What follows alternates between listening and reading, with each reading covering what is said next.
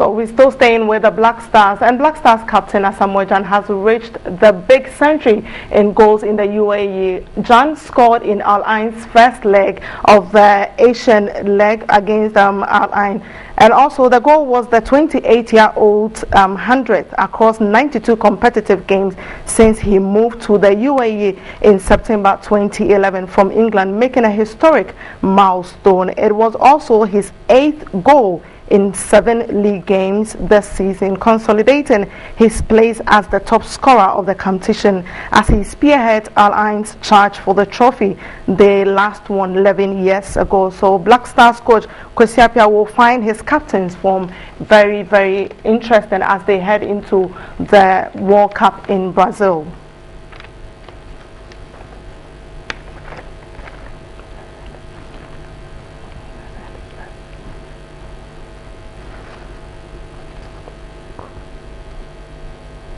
Okay, so tomorrow marks 13 years of Ghana's most worst football-related incident, the passing of 126 fans at the Accra Sports Stadium during a match between Accra Hearts of Oak and Kumasi Asante Kotoko, referred to as the May 9th Stadium disaster. The event is still remembered with sadness. We take a recap of that.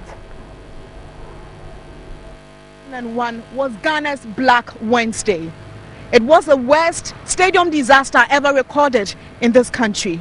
12 years on, has the football fraternity learnt any lessons? And has Ghana, as a country, learnt any lessons after May 9, 2001? We'll find out in the story. When disaster strikes, how many would gladly own up to take the blame? Your guess is as good as mine. Who would gladly own up and take the blame for the May 9th disaster? 126 football fans died during a stampede after a league match between arch rivals Accra Hearts of Oak and Kumasi Asante Kotoko. 12 years down the lane, has the Samokujetu Commission of Inquiry recommendations been met? There were supposed to be improvements to stadium security, first aid facilities and nationwide rapid response teams. Okay, so one man who was at the match venue at that night is Herbert Mensah, who was then the CEO of Kumasi Asante Kotoko. He has joined me on the line to pick his thought. Herbert Mensah, good afternoon. Thank you so much for joining us. Hello, good afternoon.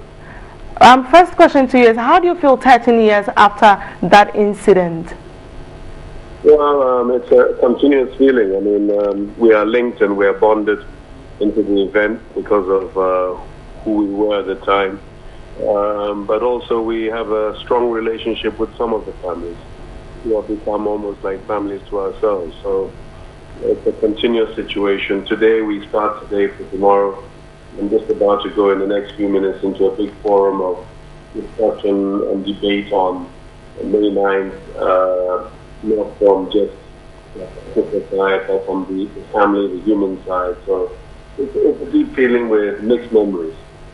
Have we really learned any lessons after the May 9th? I think that the issue of pandemonium at stadium is a continuum that will probably continue forever. I believe we have learned a little lesson.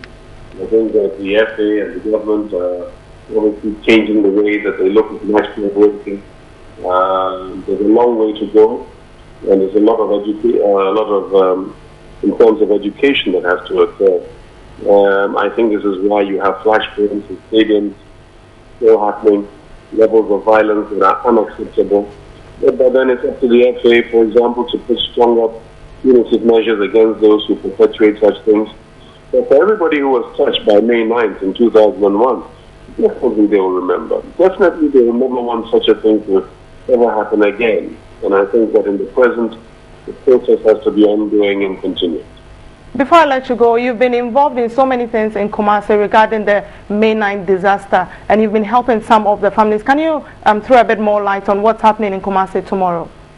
Yes, I mean, this year we have upped the ante. We start today. In the next 30 minutes, we've got a big forum of discussion at the Millennium Plaza at CK FM.